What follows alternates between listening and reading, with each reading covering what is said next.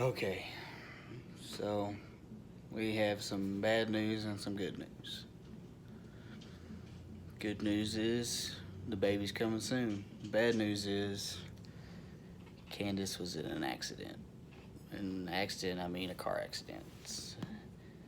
She was T-boned and kind of put her in a bad way. She got a cut on her eye.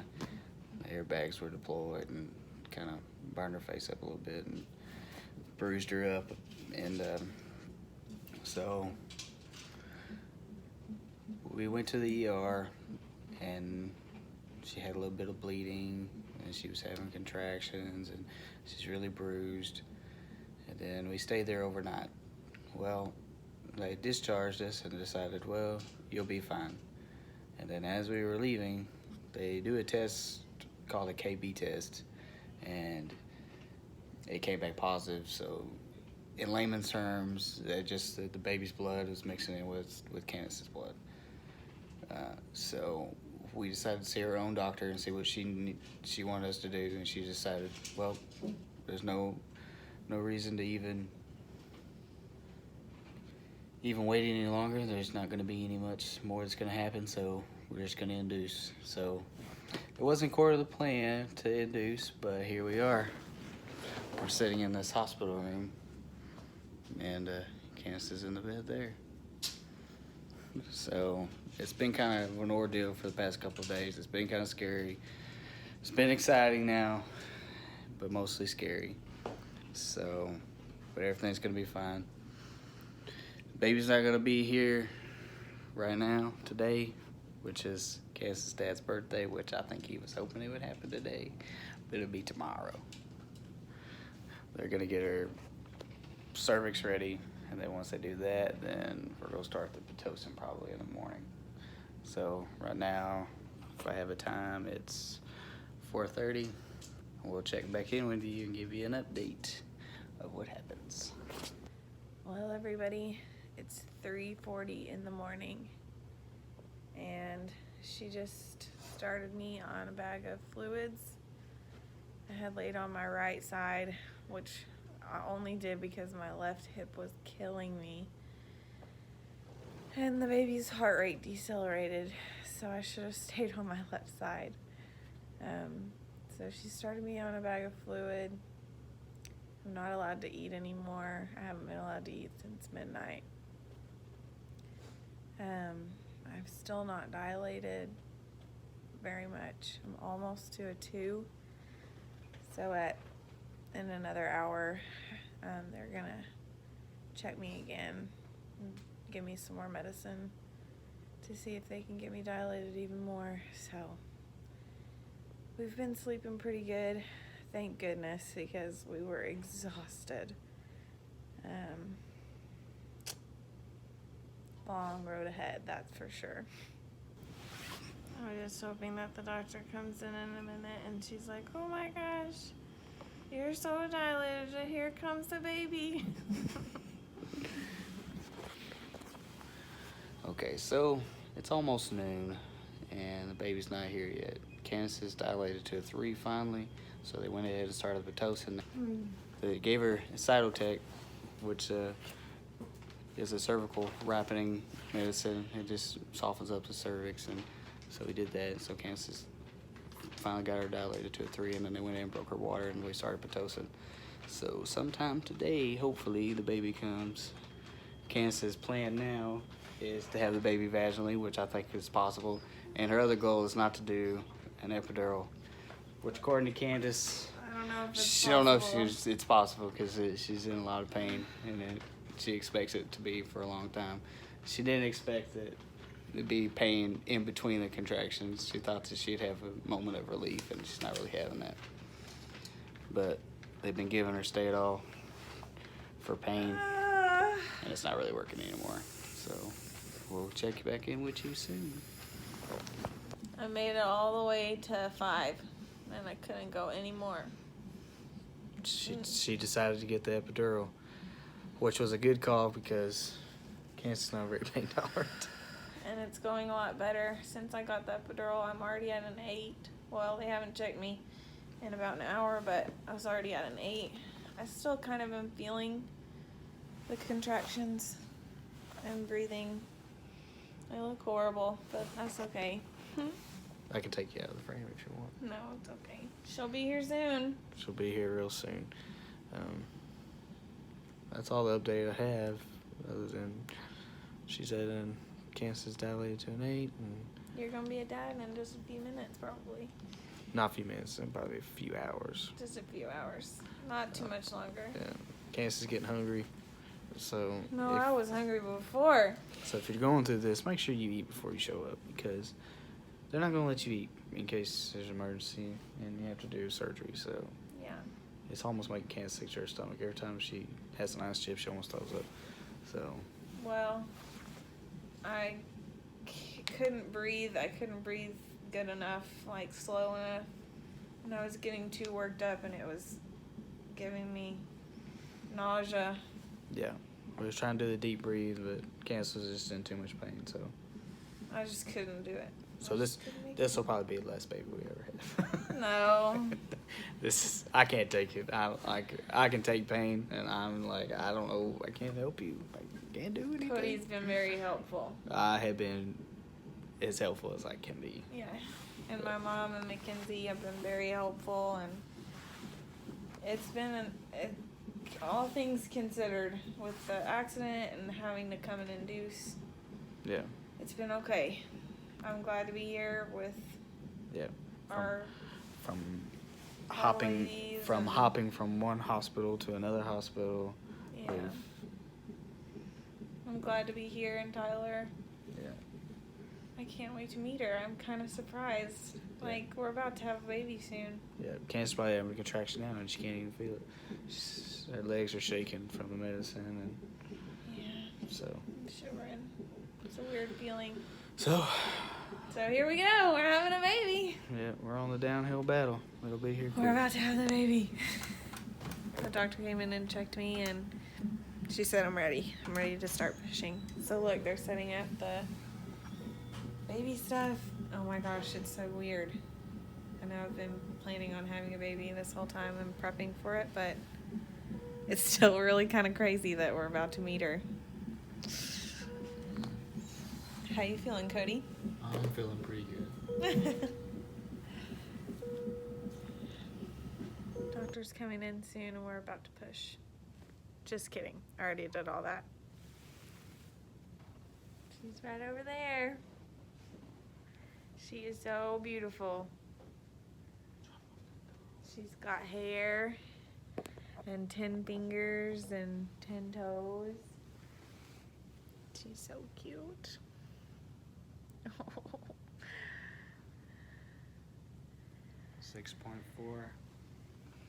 6.4 pounds and 19 inches. Yep, she's perfect. Candace was a trooper, y'all. She pushed 4 times. Yep, That's all it took. that's all it took. 4 pushes. Yeah, it took a little bit of time because my contractions were Yeah, long. the longest part was Waiting on the contractions next are contraction. Really far apart, but once they started, it almost was pushing them by itself. You didn't really have to push too much. It was good. I'm glad I got the epidural. It's still wearing off on my legs, and so I'm waiting a little bit longer before I get up and take a shower and get dressed. But we had skin to skin for 2 hours, and she latched really good. So we're just chilling out now. It's crazy. We're parents. We got a baby girl. So, born at 4:03 on 4/3. So that's funny. Yeah. We're 17 days off. Yeah. Yeah. It was actually a really good thing though that we induced.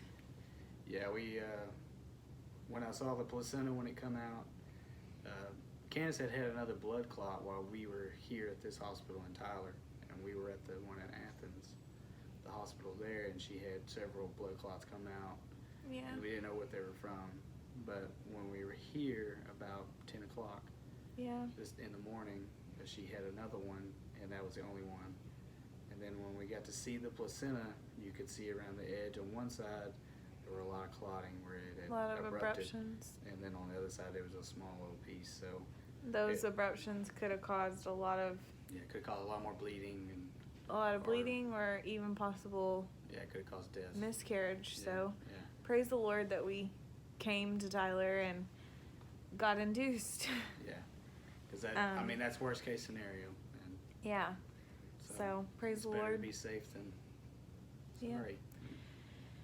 Dr. Lane was here yesterday, but actually the on-call doctor today was Dr. Elliott, and she was amazing. Yeah. Absolutely loved her. Yeah, so if you have the pleasure of working with her, go ahead and do it. She was great. Dr. Lane was great too, but Dr. Elliott delivered for us today, and it was fabulous. Yeah, they have 4 or 5 doctors there, and they're on call on different days. And yeah, so tomorrow actually Dr. Willis will hopefully discharge us. Yeah, she'll be on call tomorrow. So if everything keeps going as good as it is, we'll be discharged and headed home tomorrow with our baby. Yeah. It's awesome. I'm kind of wishing I would have cleaned my car. I had a chance to take it to the car wash, and I didn't. The things that you think whenever you have your baby. Well, yeah. I was thinking, like, okay, I'm going to be ready in a couple of weeks. I'm just going to have everything ready every day. But this, I mean, it came out of the blue. Surprise. But it was a good surprise. It was a little rough on Candace because she had to take, what was it called, like Cytotec. Yeah. She had to take that, and it really made her tender. And then they broke her water when she got to 3 centimeters. Yeah, and then I stayed there for a long time. Didn't make any progress, but I was in a lot of pain. Once they broke her water, the contractions just hurt a lot, and she couldn't take it anymore. Yeah. And then, once I got to 5 centimeters, I was like, I cannot do this, because I had been laboring for so long. It was a good 2 hours. Yeah, with really intense, rough contractions. And then then you had the epidural, and an hour later, baby was out. Yeah, so I'm glad I got the epidural. It was making Candace sick. That was one thing. thing. I threw up a couple times whenever she was just making herself nauseous by having such bad contractions. She was they were bad, and then she was hyperventilating a bit. She wasn't breathing well, and just so much pain she couldn't breathe. So it was just constant. Yeah. But it would have been different maybe if we had labored at home for a little bit and I didn't come in at a 1. Maybe it would have been different. If we weren't induced, if I didn't have to have Pitocin. Right. Who knows? It might have been completely different, but in this situation, it was kind of necessary. I needed the epidural. I'm glad I got the epidural. So now we just get to enjoy our little girl. Yeah. Well, here we are. We are in the car, and we're headed home. We're so happy to be going home. Oh my gosh. I need to tell you, it's kind of important so that it never happens again. What happened? Well, you see is, when I packed all my clothes, I forgot one essential item. I've been wearing the same pair of socks since Monday. Yeah. They're not even matching. They are 2 totally different socks. It's Thursday. I'm gonna go home and get you some socks. My feet are actually sore because they're like so sweaty. I'm tired of wearing them. We're almost home. Like when I took them off last night and put them in the corner, I was like, I really don't want to put those back on in the morning. And I picked them up and they were so nasty. And I was like, I have to put them on. I don't have it. The struggle is real. So just to recap, if you haven't heard the full story yet, on Monday, April 1st, I was driving by myself, pulled left out of a private drive, and was hit and T-boned. All my airbags were deployed, and I'm pretty sure my car was totaled. Almost immediately, there was about 3 people who came to my car. Definitely immediately I was praying, Jesus, please keep my baby safe. Jesus, please keep my baby safe. And so some people came to the car. I had one of the girls who came, gave her my phone. I said, call my husband. So she called Cody, and then called my boss, and my boss came and then called some other people. They took me in an ambulance to the Athens ER, where they gave me these beautiful stitches. He actually did a pretty good job, but then while I was in the ER, they came in and they had hooked my stomach up to the monitors, and they were like, do you know you're having contractions? Can you feel these? I was like, no, I can't feel them. I was having contractions every 2 minutes, and maybe it was the adrenaline, I couldn't feel it. So they transferred me from the ER to the OB, and they were going to monitor me for 4 hours. But I had some bleeding, and I continued to have contractions, and so they decided to keep me overnight.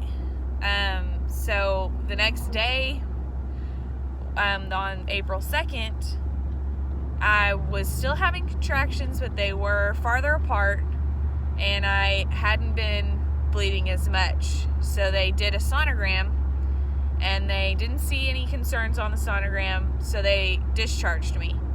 Well, they had done a test, which Cody mentioned before, and they said, you need to go to your doctor. We don't see anything concerning here.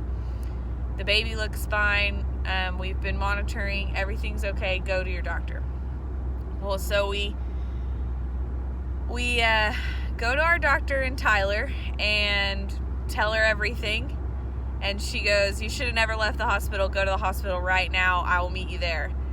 So we were sitting in the room with her, me and Cody, and we just started crying kind of and worried. And she was like, you're going to have this baby. We're going to have the baby right now. We're going to induce labor. There's no reason in waiting. You're already 37 weeks. The baby's full term. We can do this. And just because of the bleeding and the fact that I was still having contractions, there were too many concerns to just dismiss it. She said that if I hadn't have been full term, they would have admitted me and kept me in the hospital on bed rest. So we go to the hospital, get admitted, and then they start giving me some medication because my cervix is not dilated enough. They want to dilate me more. And then the next morning they give me Pitocin. They break my water. And then, as you saw, I made it all the way to a 5, and then I could not handle it anymore. I got an epidural. Soon after I got the epidural, I was at an 8, and then within the next hour or hour and a half, I delivered, and it was really amazing and awesome. And then we got 2 hours of skin to skin and an hour of testing for the baby, and all the family got to come in and meet her, and we had some visitors, and then we had a pretty good night last night, our first night. Cody got to rest, and I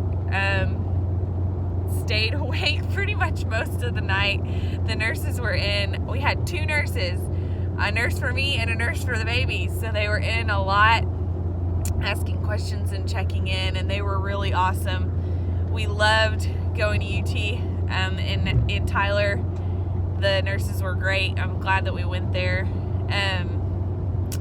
And then today we've had a great day resting and trying just to get ready to come home. And then she, at 24 hours, they do a PKU test and I can't say it now, Billy Rubin test.